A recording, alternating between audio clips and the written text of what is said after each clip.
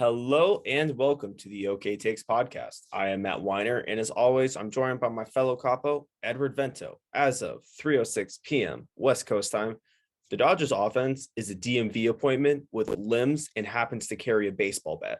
Like watching them, and I'm sure Edward can agree with this as well, like watching them has taken years off my life. It is boring. I want that time back.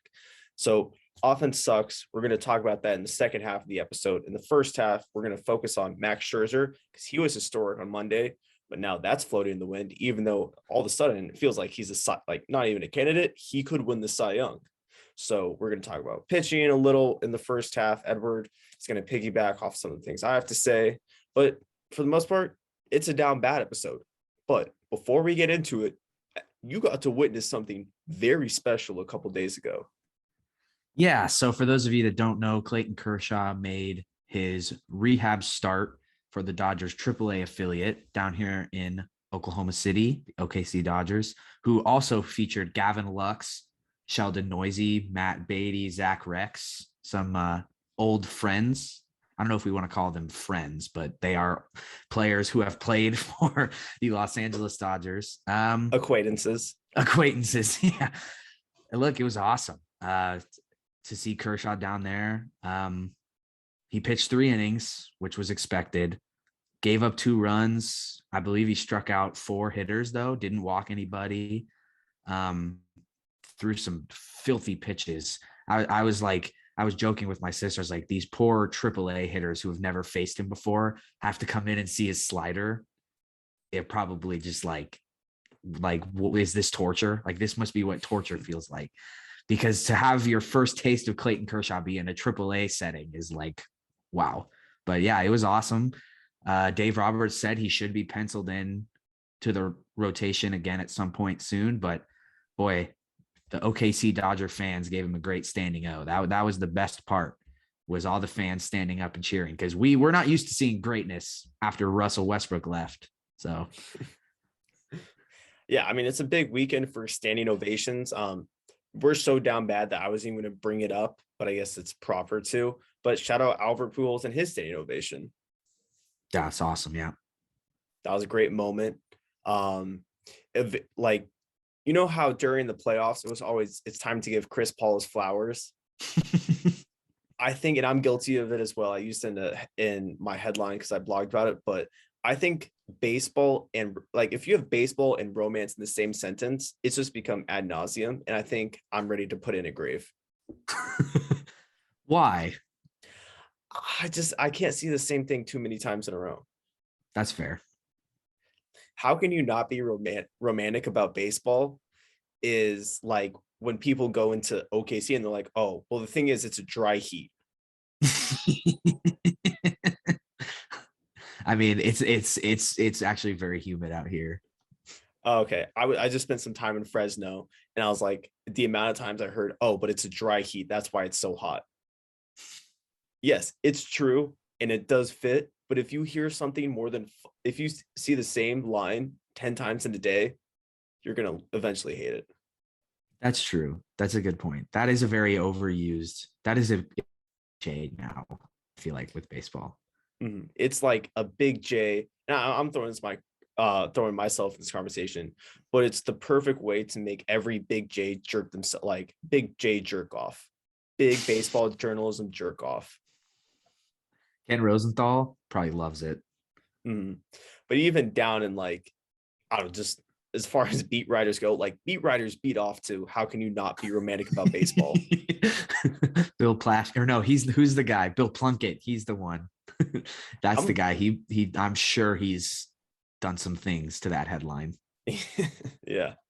All right. So we had Kershaw. It's gonna be awesome. And side note, I love how we hear Kershaw's going to be like, oh, now we're going to start winning when the pitching staff has been phenomenal and Kershaw's not going to solve anything. He's not. It's great to see him in there, but it's not like our ERA is going to shoot down to like, even if he does good, our ERA won't move. That's how good our pitching staff is. And who does that start with? Especially Max Scherzer. Once again, holy shit. Yeah, I mean, this guy has been worth the price of admission and then some. Like, is he the new front runner to win the Cy Young? That's what it's seeming like, because he's leading the NL in ERA. His ERA is 2.28, and the next guy up is Bueller with a 2.31. As far as WHIP goes, he has a 0.857 WHIP. Bueller's is 0.944. And that's where it's seeming like is like, okay. And I told you this, I'm not a crazy big Cy Young guy, but the stats are pointing in that direction. Now, we're kind of praying that like Wheeler gets bombed, and then like Burns gets bombed on, and Woodruff. So a couple bad starts, and yeah, Scherzer could easily sneak in a Cy Young. Yeah, and I mean, just his stats on the Dodgers alone are crazy. He's 5-0 with a 105 ERA, 0.77 WHIP, 63 Ks, and 5 walks in 43 innings since being traded.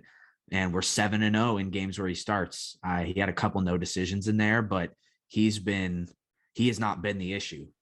Like in any of those no decisions, it's been we probably were tied 1-1, and he left in a tie, and we ended up coming back and winning. But he's been everything we were promised. He is the prince that was promised. Mm-hmm. Yeah, he's been awesome. He's the fourth pitcher with at least 60 strikeouts and an ERA below 1.5 in his first 7 starts with the team.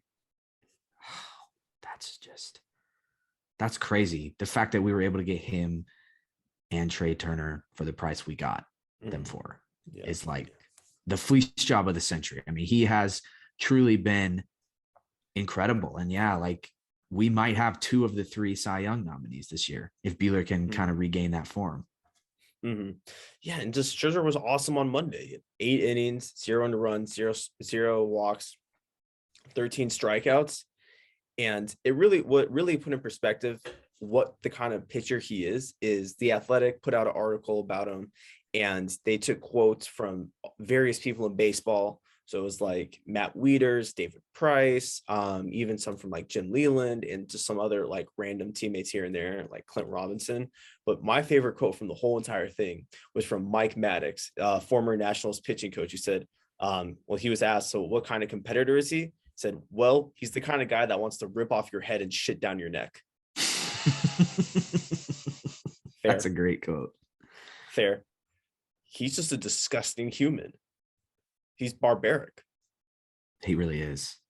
You see it too in the way he carries himself on the mound. You see it.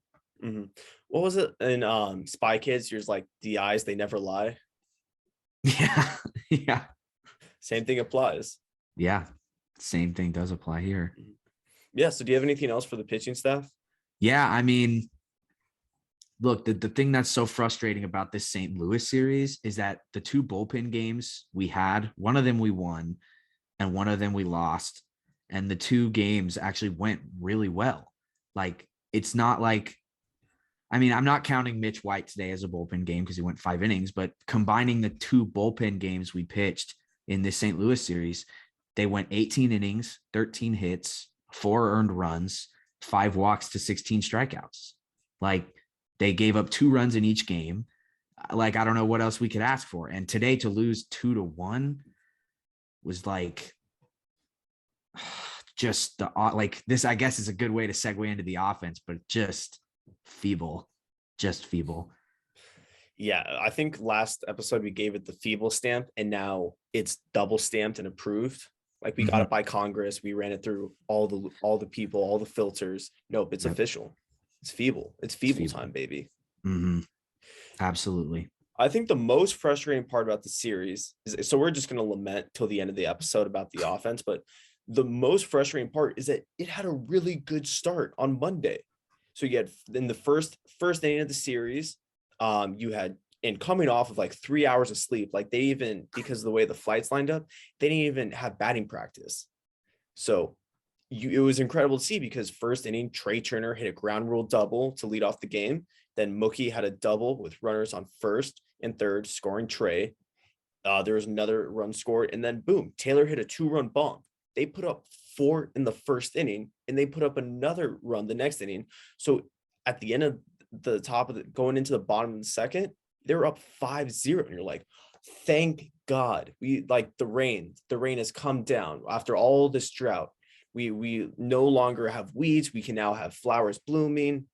There is grass for cows. All you can, everything you can name. The drought is and has ended. Nope. Yeah. And I mean, and then we thought, okay, second game of the series, problem solved, right? I mean, they scattered the scoring. They ended with 7 runs on 11 hits. They looked really good offensively. And then the last 2 games were really poor. And especially today, the hitters I don't know if you saw the stat. Hitters 5 through 9 in the lineup today went a combined 0 for 17. Yeah, I think that was from Blake Harris. Yeah. Blake Harris. Get a lot of our stats from him. Shout out to Blake Harris. That is horrible. Mm-hmm. But I guess that's what we get for having Steven Souza, Billy McKinney, and Austin Barnes as our 6, 7, and 8. Mm-hmm. I think my next favorite stat on top of that one is from yesterday. 22 of the 23 Dodgers were retired by Adam Wainwright at one point. Unbelievable. Unbelievable. Pretty sure the one, I didn't go any further beyond that, but I'm pretty sure the 22 of 23, the one guy was Muncie's home run. Yeah, probably. It had to be. Imagine that. And then like yesterday also, it's so frustrating because we've seen this a lot from the Dodgers this year. They put up their fights so late in the game. Like to tease us like that in the top of the 9th and get 2 runs across in the top of the 9th is just evil because now it goes in as another 1-run loss. Mm-hmm. And we're starting to see what's the difference between the Dodgers and the Giants. And what the biggest one is, the Giants can rally late. We thought that, see, this is what makes the Dodgers so confusing is that we had the stretch of like, oh my God, like during the great win streak, or like, did we just snap off like 5 1-run game, like in our 1-run games? Did we just snap off like 5 wins in a row in those? Oh, well, now it's all solved. Now we're never going to have problems again rallying late. Nope. And then you look at the Giants, and they rallied for the MLB best 8th win this season, which they trailed in the 9th inning or later to become the first team to sweep a series at the Rockies this year. So that's what the Giants are up to. And we're starting to see, why aren't the Dodgers able to catch up to the Giants, even though they're breathing down their necks for the entire season? It's because they can't do anything late. It's because they can't muster up 1 run against Gallegos. Gallegos literally gave up a walk-off grand slam when the Cardinals were up 5-2 on Sunday. So it's not like they're facing Craig Kimbrell in his prime, or they're not facing Chapman during his heyday. Yeah, no, you're 100% right. And I mean, this team, the only way they have success in the playoffs is if they score early, because if they don't get 3-4 runs early on in the game, they're probably not going to get any more. They're not going to get any more. And they might put up 1 or 2 in the 9th. Like they love to have a late fight, like I said. But if they don't put up 4 or 5 runs within the first 2 or 3 innings, I don't see success for this team in the postseason this year. Mm-hmm. Mm-hmm. And a big reason why is that they have no bench production. Look, guys are going to get hurt. It's just what's going to happen. And we thought that Trey Turner was going to be enough for them to recover with injuries here and there throughout the year. But man, Billy McKinney, what the fuck? This is the weirdest part, is that I'm convinced that Dave Roberts has a vendetta for Matt Beaty. I don't know what the hell Matt Beaty did, but there is obviously something weird going on. Because if you just look at the numbers, you're like, why don't we have Matt Beaty there? I know Matt Beaty's not great. I'm not arguing for him to be a starter. I'm arguing to say that I think he could be better than Billy McKinney. Look, I think he could be better than Steven Souza. Hot take, right? Because McKinney's at least for the Dodgers, he's hitting 146 with an OPS plus of 44 and a runs created of 52. Matt Beaty is hitting over 100 points better at 262. More than double. So pretty much Beaty's double of what McKinney is, because like I just said, 262 average, a 101 ops plus, and a 109 runs created. So I would rather have double production from one player. I don't know, just a hot take. Yeah, no, you're 100% right. There's no reason for Gavin Lux and Matt Beaty, honestly, to not be on this roster. Like I don't. I struggle to try and find a reason why they're not here, especially with the way Cody's been playing. Am I so crazy to believe that if Matt Beaty was getting the starts every day instead of Cody, that maybe there might be some more production at the plate? No. I don't get it. I just don't. I mean, Jesus Christ. Like, so between Cody Bellinger and Billy McKinney, they're 11 for their last 121. I guarantee you that Matt Beaty would not be hitting between Matt Beaty would be hitting at least 240, at least 240. I've never been a big Matt Beaty guy. I loved him after the crazy game he had in Milwaukee earlier this year. That was like the peak of Matt Beaty. But seriously, I just don't get why we're not giving him another chance. Yeah, it doesn't make sense. It's just really frustrating. This is probably the most frustrating Dodgers team like ever, because if you go through the lineup, you could make the full strength lineup. You could make an argument that there is an all-star at every position. Like obviously take Cody out and put healthy AJ Pollock in. And there's an argument for an all-star 1 through 9. And Yes.